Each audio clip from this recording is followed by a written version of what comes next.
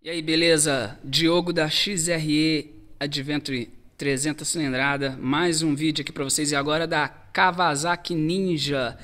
Nós vamos fazer um vídeo, galera, vocês que gostam de um ronco esportivo, o vídeo dela com escapamento. Liga lá, Murilo, ela com escapamento normal, original, como ela se comporta, o barulho dela.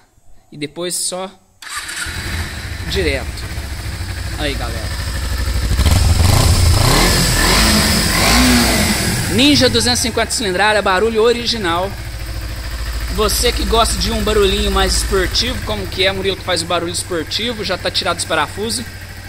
Você vai tirar um parafusinho ali, né, na frente só. Olha a diferença. Tem que andar só no cano.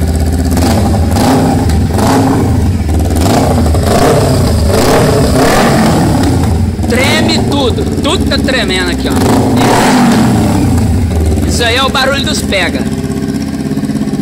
Então é esse vídeo aí. Nós já fomos orcedo na rodovia, agora nós estamos querendo ir lá testar ela direto. Escapamentão direto. Nós vamos lá. Depois nós vamos fazer mais vídeo pra vocês.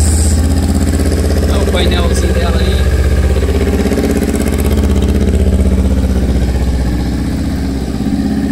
Até o próximo vídeo, galera.